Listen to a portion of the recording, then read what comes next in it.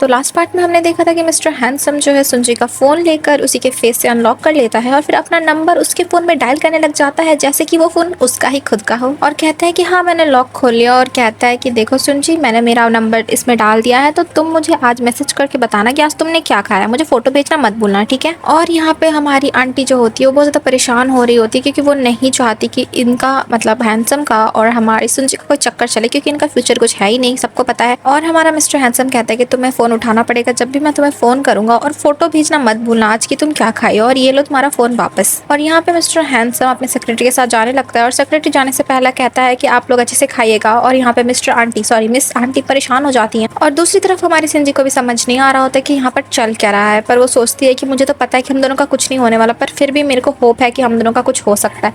मतलब हमारी सिंजी भी थोड़ी बहुत अट्रैक्टेड फील कर रही है, ठीक है। उसके बाद हम देखते हैं ये माँ बेटे और यहाँ पे बीच में सेक्रेटरी होता है, यहाँ पे ये सब लोग बात कर रहे होते हैं और मिस्टर हैंडसम वेट कर रहा होता है सुंजी के मैसेज का कि कब वो मुझे मैसेज करके बताएगी कि वो क्या खाने वाली है। और यहाँ पे मॉम देखती है अपने बेटे को जो कि फोन ताड़ रहा है खाने के बदले, मतलब वो हमेशा ही बिजनेस का काम करता रहता है, फोन ताड़ता रहता है, पर उसका जो फोन ताड़ने का तरीका है ये कुछ अजीब है। और फिर वो ना आंखों में पूछती है सेक्रेटरी से कि कुछ गड़बड़ है क्या, और मॉम को समझ आ जाता है कि लड़की का चक्कर है बाबू भैया। और मॉम यहाँ पे पता लगाने की कोशिश करती है, वो जानबूझ के सेक्रेटरी से पूछती है कि तुम्हारी गर्लफ्रेंड कैसी है, तुम तो इतने अच्छे इंसान हो, तुम्हारी गर्लफ्रेंड तो जरूर होगी। तो सेक्रेटरी यहाँ पे शर्माते कहता है नहीं मेरी गर्लफ्रेंड नहीं है। तो यहाँ पे मॉम कहती है अरे तुम्हारी गर्लफ्रेंड नहीं है, ऐसा तो कैसे हो सकता है, तुम तो इतने अच्छे हो। और मॉम यहाँ पे कहने लग जाती है हाँ जो छोटी बेटी आई थी ना इस फैमिली की, मतलब सुंजी की बहन, वो तो बहुत ही ज्यादा अच्छी थी, तुम उस पर क्यों नहीं ट्राई करते, तो मतलब तुम दोनों शायद अच्छे लगोगे एक साथ। तो फिर बताता है सेक्रेटरी कि मैंने तो उसे देखा था कि वो किसी और के साथ थी रात के अंधेरे में एंड दे वर। तो मॉम ये सुन के शौक कि अच्छा ऐसा है क्या, चलो उसे छोड़ो, लेकिन यहाँ पे और एक भी तो लड़की है ना जो कि यहाँ पे काम करती है,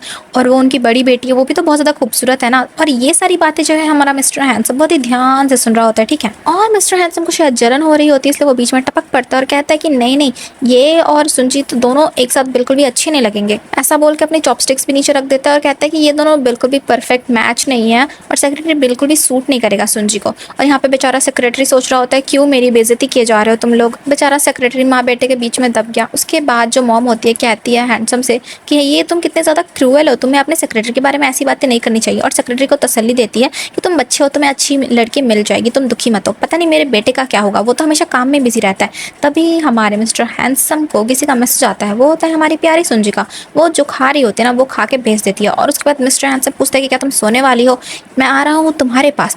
तो सुंजी यहाँ पे सोचती है कि क्या ये इतनी रात को क्यों आ रहा है मेरे पास। सुंजी बेचारे डर के जल्दी से दरवाजे के पास जाती है देखने के लिए, और तभी दरवाजे पे नॉक नॉक भी आता है। तो सुंजी को समझ आ जाता है कि क्या ये टपक पड़ा इतनी जल्दी, अभी तो बोल रहा आ रहा हूँ पर ये पहुंच भी चुका है। और क्योंकि सुंजी दरवाजा खोल नहीं रही होती है तो उसको मिस्ड कॉल भी आ जाता है कि हेलो करके, मतलब वो उठाती तो है नहीं, और समझ आ जाता है कि मिस्टर हैंडसम जो है वो गेट के बाहर ही है। तो यहाँ पे सुंजी दरवाजा खोल के देखती है कि कहाँ है मिस्टर हैंडसम, और मिस्टर हैंडसम घर के सामने ही बैठा होता है हाथ में झोला पकड़ के, मतलब वो मैसेज करे जा रहा होता है और कॉल करे जा रहा होता है।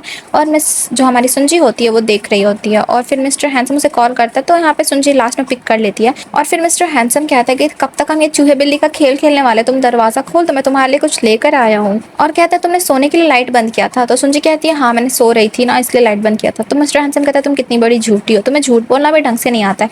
और यहाँ पे सुंजी कहती है कि तुम्हें क्या चाहिए। तो मिस्टर हैंडसम जो होता है वो ना सुंजी के गेट के सामने आके खड़ा हो जाता है और उसे कहता है कि मुझे सिर्फ तुम्हारा एक बार शक्ल देखना है, तुम एक बार दरवाजा खोलो ना। और ये दोनों ना आमने सामने ही खड़े होते हैं बट बीच में उनके दरवाजा होता है। अब सुंजी को समझ नहीं आ रहा था कि वो करे क्या, वो दरवाजा खोलना नहीं चाहती पर वो पार्सल तो लेना पड़ेगा ना। तो वो कह देती है मिस्टर हैंडसम से कि अपना पार्सल यहीं पे बाहर रख दो और आप चले जाओ, मैं बाद में आके ले लूंगी। और तुम लोगों को क्या लगता है कि मिस्टर हैंडसम सुंजी की बात मान लेगा, पैकेट को वहीं पे छोड़कर चला जाएगा। सुंजी को लगता है वो चला गया क्योंकि सन्नाटा हो गया था ना घर के बाहर। तो सोचती कि ठीक है मेरा फीवर भी ठीक हो गया, पता नहीं वो क्या लेकर आया, मुझे जाके देख लेना चाहिए, इतनी मुश्किल से वो लेकर आया है मिस्टर हैंडसम हमारा। तो वो भी सुंजी दरवाजा खोल के बाहर देखने लग जाती है कि वो है कि नहीं और उसका सामान है कि नहीं। पर वो जैसे ही दरवाजा खोलते ना उसके तो होश उड़ जाते क्योंकि मिस्टर हैंडसम वहीं पर बैठ के हमारी सुंजी का इंतजार कर रहा होता है। और जैसे ही सुंजी दरवाजा खोलती है मिस्टर हैंडसम लपक के उसके पास पहुंच जाता है, ठीक है। और यहाँ पे ना सुंजी दरवाजा बंद करने की कोशिश करती है पर मिस्टर हैंडसम नहीं गेट बंद करने नहीं देता है और कहता है कि रुको मुझे अंदर आने दो, मुझे तुमसे बात करनी है, बात करने दो ना। तो सुंजी कहती है नहीं आज नहीं, तुम कभी और आना, किसी और रात आ जाना, ठीक है, सुबह में नहीं। तो मिस्टर हैंडसम कहता है सच में ना, पर बाद में मुकरना मत। और क्या तुम मुझे पूरे दिन इग्नोर करने वाले हो, सिर्फ मुझे रात में आने के लिए दोगी? अच्छा ठीक है कोई बात नहीं, तुम्हारे लिए मैं कुछ लेकर आया लाया था, ये लो, और फिर उसके गालों को छूता है और उसके बालों को ना उसके कान के पीछे करता है। और यहाँ पे सुनजी मैडम जी शौक में होती है कि चल क्या रहा है, और मैं भी यहाँ पे शौक हूँ कि चल क्या रहा है। और सुनजी कहती है कि मैं नहीं चाहती कि हम दोनों को कोई भी प्रॉब्लम हो, तुम्हारी मम्मी ने अगर हमें देख लिया तो प्रॉब्लम हो जाएगी, इसलिए मैं कोई प्रॉब्लम नहीं चाहती, इसलिए तुम सिर्फ रात को ही आना। तो मिस्टर हैंसम कहता है कि ठीक है, जैसा तुम कहो। और उसके बाद सुनजी घर के अंदर चली जाती है और दरवाजा बंद करने लग जाती है। पर मिस्टर हैंसम दरवाजे भी होता है, पर उसको धक्का देकर बंद करना पड़ता है हमारी सुनजी को दरवाजा। और मिस्टर हैंसम जो है ना वो बाहर ही रहता है थोड़ी देर के लिए, और सुनजी भी अंदर से सोच रही होती है कि मुझे पता है कि हम दोनों का कुछ होने वाला नहीं है, तो फिर इस चीज़ को आगे बढ़ाने का क्या ही फायदा जब आखिर में हम दोनों को दर्द ही होने वाला है। तो यहाँ पे मिस्टर हैंसम अपने कमरे तक जा रहा होता है और इतनी रात हो रही होती है, तो उसकी मॉम जो होती है ना वो थोड़ा टहल रही होती है, पर मिस्टर हैंसम तो हमारा खोया होता है सुनजी के ख्यालों में। और मॉम देख लेती है उसको और पूछती है कि तुम इतनी रात को यहाँ पर क्या कर रहे हो, और पूछती है कि तुम अभी तक सोए नहीं हो। तो मिस्टर हैंसम हमारा कहता है कि हाँ मॉम, वो मैं थोड़ा सा टहल रहा था, मेरा पेट ठीक नहीं था। तो मॉम जो बहुत ज़्यादा परेशान होती है कहती है कि मुझे डैड ने फ़ोन किया था और वो बता रहे थे कि जो चेयरमैन है ना वो तुम्हारे कज़न को चेयरपर्सन बनाने वाले हैं, और जिसने वो क्राइम किया था उसका कोई भी अता पता नहीं है, और मुझे नहीं लगता उसका पता चलने वाला भी है। मिस्टर हैंसम ताइवान हमारा चिल मार के होता है, वो कहता है मुझे पता है उस चेयरमैन ने हमेशा ऐसे करने की कोशिश की है, पहली बार तो है नहीं मॉम, और मुझे इस सब के बारे में पता है, तो आप ज़्यादा चिंता मत करो, ठीक है। और यहाँ पे मॉम सोचती है कि मेरा बेटा कितना ज़्यादा चिल है, पर मुझे इतनी ज़्यादा परेशानी, इतनी ज़्यादा टेंशन हो रही है। फिर बेटा मॉम को शांत कराने के लिए डायरेक्ट मॉम को गले लगा देता है ताकि मॉम कुछ ना बोले और कुछ ना सोचे, और कहती है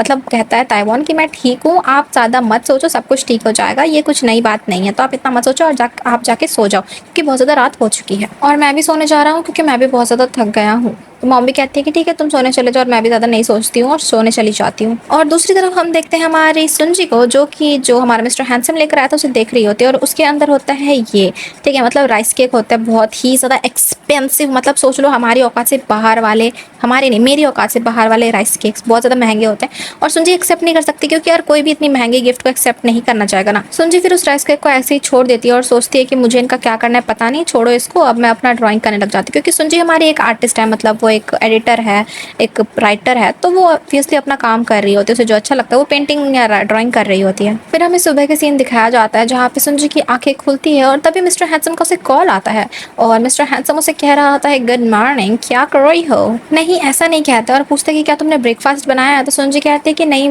ब्रेकफास्ट बनाना मेरा काम नहीं, मेरा काम सिर्फ डिनर बनाना, मैं सिर्फ डिनर बनाऊंगी। तो यहाँ पे मिस्टर हैंसम कहता है कि ठीक है तुम रेस्ट करो, और कहता है जब भी मैं फोन करूँ तुम्हें कॉल उठाना पड़ेगा। ये सुन के तो मैडम जी पूरी तरह से उठ ही जाती है, मतलब मिस्टर हैंसम कॉल काट देता है और सेक्रेटरी आता है और कहता है कि गुड मॉर्निंग सर। और यहाँ पे हमारा सर जो होता है बहुत अच्छी सी स्माइल दे रहा होता है, और दूसरी तरफ हमारी जो सुनजी होती है वो बहुत ज़्यादा परेशान होती है, हर 5 सेकंड में फ़ोन को देख रही होती है कि कॉल आया क्या, कॉल आया क्या। हमारी तरह इसको भी लवेरिया हो चुका है, तो ये वेट कर ही रही होती है, तभी इसको एक कॉल आता है, मतलब एक मैसेज आता है, तो झटक से देखती है, पर ये होता है जो आंटी का कि तुम्हें किचन में आने की कोई ज़रूरत नहीं है क्योंकि आज सारा काम मैं संभाल लूँगी। मतलब जो सुनजी सोच रही होती है डिनर बना के सर्व करेगी मिस्टर हैंसम को, ये बात तो अधूरी ही रह जाती है।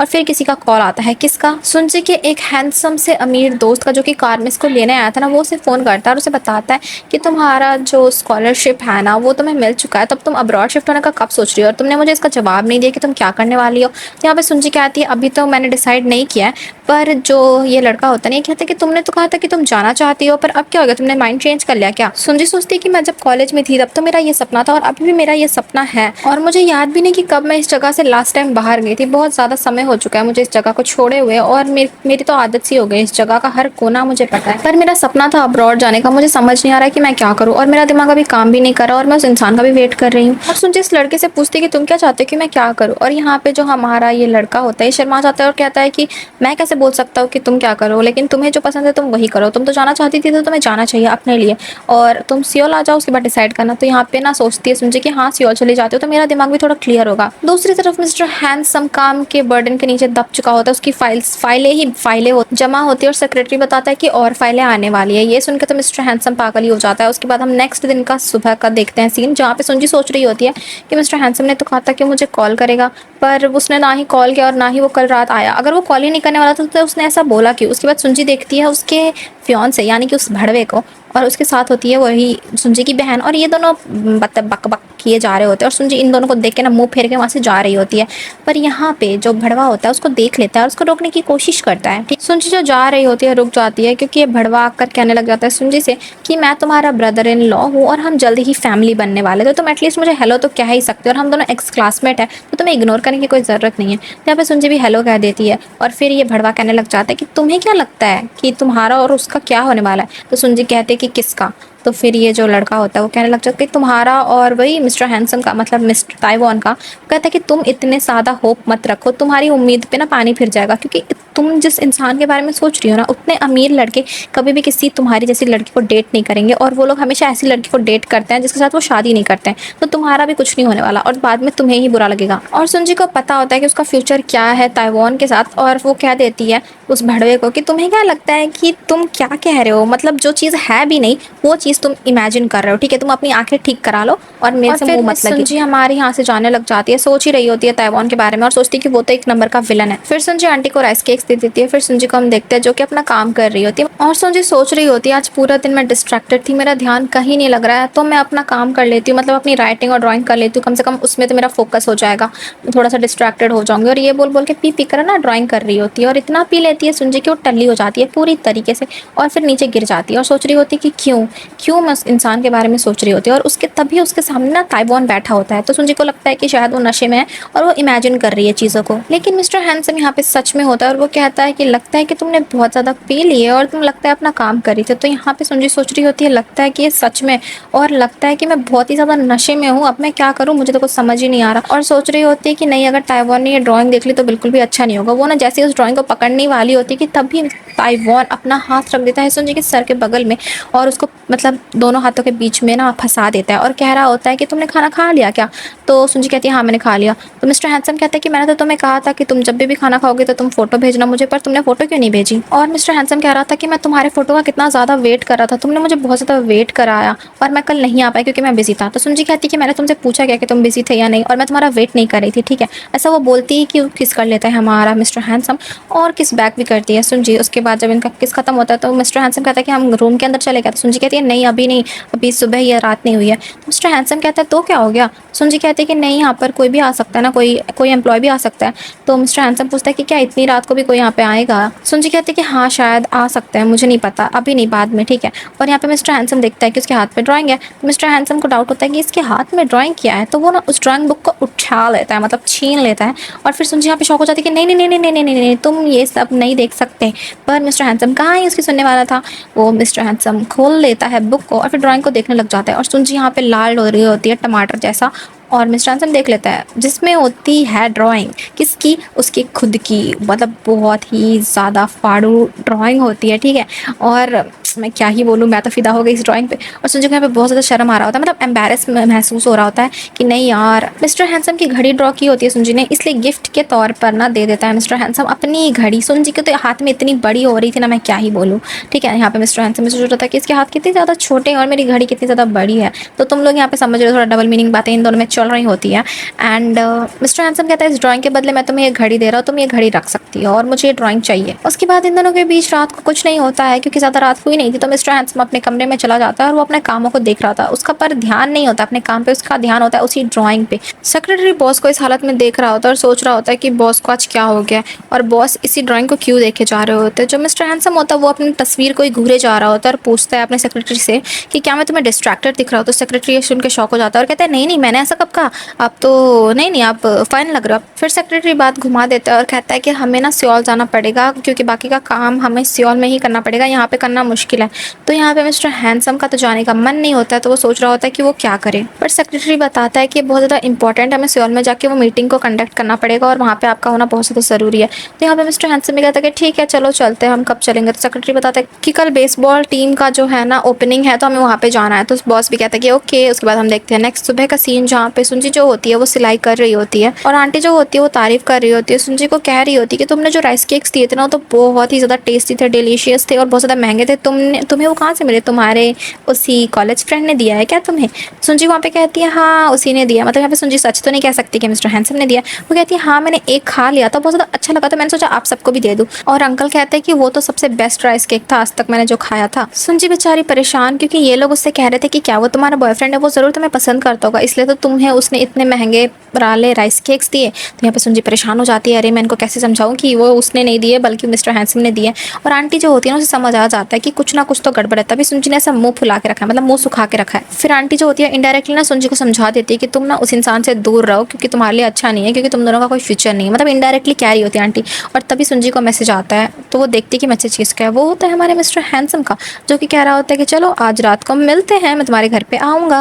और रात हो जाती है और हम सुंजी को देखते हैं जो शावर करके निकली होती है और फिर अपने ग्रुप चैट, मतलब वही अपने ओल्ड फ्रेंड्स के ग्रुप चैट देख रही होती है, जहाँ पे बहुत सारे लोग बातें कर रहे होते हैं और कह रहे होते हैं कि हम बहुत ज़्यादा एक्साइटेड हैं क्योंकि इन लोगों का ना रियूनियन होता है, इस वजह से ऐसे बातें कर रहे होते हैं। और सुजिन सोच रही होती है मुझे ना मेरे फ्रेंड को रिप्लाई दे देना चाहिए कि मैं अब्रॉड जाऊँगी या नहीं, और मुझे भी अपने दोस्तों से मिल लेना चाहिए। पर मैं जाऊँ या नहीं ऐसा क्यों सोच रही हूँ, मुझे तो हमेशा से जाना था ना, अचानक से मुझे ऐसा क्या हो गया। तो मैं बता दूँ तुम लोगों को गाइस कि मिस्टर हैंडसम के चक्कर में हमारी सुजन कंफ्यूज है कि वो जाए या नहीं। और यहाँ पे सुजिन सोच रही होती है चलो मैं डिसाइड कर ही लेती हूँ क्या करूँ। तभी ना बाहर से उसको ना खटखटाने की आवाज़ आती है और सुजिन को समझ आ जाता है कि मिस्टर हैंडसम आए हैं, इसलिए वो खुद को थोड़ा सा रेडी करती है, थोड़ा सा लिप बाम लगाती है। और सुजिन खुद ही सोच रही थी कि ये सब मैं क्या कर रही हूँ, आखिरकार मुझे टचअप होने की ज़रूरत ही क्या है। पर फिर भी वो थोड़ा टचअप होती है और दरवाज़ा खोलती है और बाहर देखती है कि जो हमारा मिस्टर हैंडसम है उस बैठा हुआ है, ठीक है, और कहता है कि आ जाओ तुम भी मेरे पास बैठ जाओ। और सुजिन को पता होता है अगर उसने ये लाइन क्रॉस की इसका मतलब था कि वो वापस पीछे कभी नहीं आ सकती, क्योंकि सुजिन को कहीं ना कहीं पसंद आ चुका था मिस्टर हैंडसम और वो चली जाती है मिस्टर हैंडसम के साथ बैठने। पर सुजिन को ये नहीं पता होता है कि उन दोनों का फ्यूचर क्या होगा। और मिस्टर हैंडसम पूछता है सुजिन से कि क्या तुमने आज नहीं पी, तो सुजिन बोलती कि नहीं मैं रोज़ नहीं पीती हूँ। फिर मिस्टर हैंडसम पूछता है सुजिन से कि तुम्हें वो राइस केक कैसे लगे। तो यहाँ पे सुजन कहती है हाँ वो राइस केक अच्छे तो थे पर वो ऐसा कुछ नहीं है जो मुझे ज़्यादा खाना पसंद है। तो फिर मिस्टर हैंडसम उससे पूछता है कि अच्छा बताओ कि तुम्हें क्या पसंद है। तो सुजन कहती है ऐसा कुछ खास नहीं है, मुझे कुछ भी चलेगा, मुझे ऐसा कुछ खास पसंद है नहीं। और बातों के बीच में ही मिस्टर हैंडसम किस करने लग जाता है हमारी सुजन को पकड़ के और फिर सुजन को उठा लेता है अपनी गोदी में। फिर ये दोनों चले जाते हैं कमरे के अंदर। ओके एंड आगे क्या होगा तुम समझ ही जाओ। और यहाँ पे बहुत ज़्यादा गर्माहट बढ़ रही होती है उस कमरे के अंदर और सुजन वहाँ पे कहने लग जाती है मिस्टर हैंडसम से कि प्लीज़ लाइट तो बंद कर दो। पर मिस्टर हैंडसम कहता है कि नहीं अगर मैंने लाइट बंद कर दिया तो मैं तुम्हें कैसे देखूंगा। उसके बाद हमारा ताइवान लाइट बंद नहीं करता है और इन दोनों का मूवमेंट चल रहा होता है, ठीक है, मतलब बहुत ही लंबी रात होती है। उसके बाद सुबह हो जाती है और सुबह होने के बाद सुजिन जो होती है वो सो रही होती है और उसकी आंखें खुलती है और वो देखती है कि मिस्टर हैंडसम उसके सामने बैठा हुआ है। और सुजिन सोचती है नहीं हमने ये सब कर लिया और उसे बहुत ही ज़्यादा शर्म आ रहे होते हैं। वो दूसरी तरफ मिस्टर हैंडसम जो होता है सुजिन की नोटबुक करके कुछ ड्रॉ कर रहा होता है। तो यहाँ पे सुजिन ताड़ने की कोशिश कर रही होती है कि ये बना क्या रहा है और पूछती है कि तुम क्या बना रहे हो, मतलब कितनी प्यारे से पूछ रही होती है। और सुजिन देखती है कि इसने क्या बनाया बकवास सा, तो पूछती है कि ये क्या है। फिर मिस्टर हैंडसम कहता है कि ये तुम हो। तो सुजिन कहती है कि क्या ये मैं लग रही हूँ तुम्हें। तो मिस्टर हैंडसम कहता है कि हाँ तुम ऐसी ही मुझे क्यूट सी लगती हो जब देखो तुम गुस्सा करती हो। तो फिर मिस्टर हैंडसम कहता है कि तुम लेट जाओ ताकि मैं देख पाऊँ कि तुम ठीक हो कि नहीं। तो यहाँ पे सुंजी कहती है कि नहीं मैं बिल्कुल ठीक हूँ। पर मिस्टर हैंडसम कहाँ ही सुनने वाला था, वो उसे लेटा देते हैं और कहता है कि मुझे चेक करने दो ना तुम ठीक हो कि नहीं। ऐसा बोल के ना जो सुंजी ने ब्लैंकेट ओढ़ा होता है खुद को ढकने के लिए वो उसे डायरेक्ट ही हटा देता है। और सुंजी यहाँ पे शौक और उसके जो बदन पे जो मार्क होते हैं ना वो सब दिख रहे होते हैं। सुंजी यहाँ पे चिल्लाती है कि ये क्या कर रहे हो तुम पागल हो क्या। मिस्टर हैंडसम कहता है हाँ मैं तो पागल हूँ, मतलब ये खुद ही कह रहे हैं, ठीक है। और फिर यहाँ पे इन दोनों का और एक सेशन चलता है। फिर हम देखते हैं कि सुंजी बेचारी थक हार के फिर से लेटी पड़ी है ब्लैंकेट में अपने आप को ओढ़ के। और फिर रूम के बाहर ना सेक्रेटरी आ जाता है और कहता है कि बॉस आप यहाँ पर है क्या, हमें काम पर जाना है, जल्दी बाहर आइए। और यहाँ पे सुंजी को बहुत ज़्यादा शर्म आ रहा होता है क्योंकि यार सेक्रेटरी को पता चल गया ना कि इन दोनों के बारे में, तो इसलिए वो सोच रही होती है कि अब क्या होगा, उसे पता चल गया अब मैं क्या करूँ। पर ताइवान कहता है तुम्हें डरने की जरूरत नहीं है, वो किसी को कुछ नहीं बताएगा। पर सुंजी कहती है कि लेकिन बॉस कहता है कि कुछ नहीं होगा, मैं कह रहा हूँ ना। सुंजी भी कहती है कि ठीक है। और फिर बॉस कहता है कि तुम अपना ख्याल रखना, मैं फिर से आऊँगा। ऐसा बोल के वो उस रूम से बाहर चला जाता है। पर बाहर जाने से पहले ना वो देख लेता है जो सुंजी का अब्रॉड जाने वाला जो पेपर होता है उसे। सुंजी यहाँ पे फिर कहती है कि मुझे बहुत ज़्यादा नींद आ रही है तो तुम चले जाओ और मैं सो रही हूँ। तो यहाँ पे मिस्टर हैंडसम भी सोचता है कि मिस्टर हैंडसम जो कल भी सुजिन के रूम में था उसने देखा था सुजिन के दीवार पे एक फ़ोटो थी सुंजी के दोस्तों के साथ, जहाँ पे वो बहुत ज़्यादा खुश दिख रही होती है अपने दोस्तों के साथ। तो ये फोटो बहुत ज़्यादा अच्छी लगती है मिस्टर हैंडसम को, तो दीवार से निकाल के अपने पास लेके चला जाता है। और मिस्टर हैंडसम सोच रहा होता है कि बहुत ही सालों से सुंजी यहाँ पर फंसी हुई है,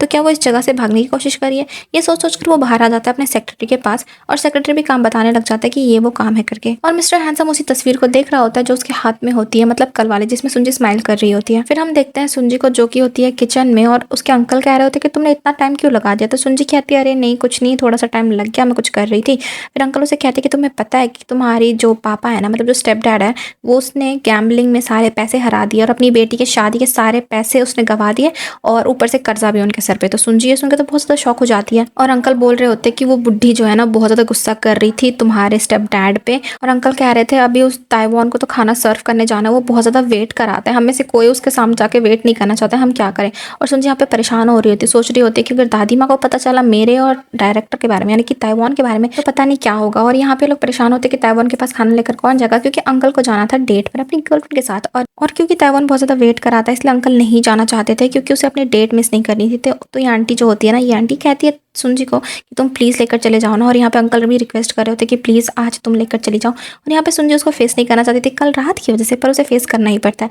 फिर वो कमरे में जाती है और देखती है कि ताइवान जो है अपने सेक्रेटरी के साथ बैठा हुआ है, और सेक्रेटरी बहुत ही प्यार से ग्रीट करता है सुनजी को। और सुनजी यहाँ पे बहुत ज़्यादा ना ऑकवर्ड फील कर रही होती है, पर क्या करे, उसका काम है तो उसे खाना तो सर्व करना ही पड़ेगा।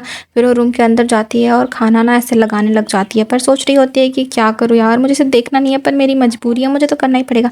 और यहाँ पे ताइवान ऐसे घूर रहा था ना जैसे कि वो खा ही जाएगा, ठीक है। और यहाँ पे सेक्रेटरी को किसी न किसी तरीके से भगा देता है यहाँ से, और क्योंकि वो चाहता था ताइवान सुजिन के साथ अकेला टाइम स्पेंड करना, इसलिए वो सेक्रेटरी को लात मार के वहाँ से भगा देता है। और बेचारा सेक्रेटरी जाने लग जाता है और सुंजी को ऑर्डर देते हैं कि तुम यहीं रुको और मेरे साथ खाना खाओगी। और बॉस का ऑर्डर है तो मना कैसे कर सकती है सुंजी, तो यहाँ पे उसे कुछ समझ नहीं आता कि अब वो क्या करे, लेकिन वो खाना सर्व करने लग जाती है क्योंकि उसका बॉस है। और यहीं भी एपिसोड खत्म होता है। आगे के एपिसोड देखने के लिए मेरे चैनल को सब्सक्राइब और लाइक करना मत भूलना, ठीक है गाइस, थैंक यू, बाय।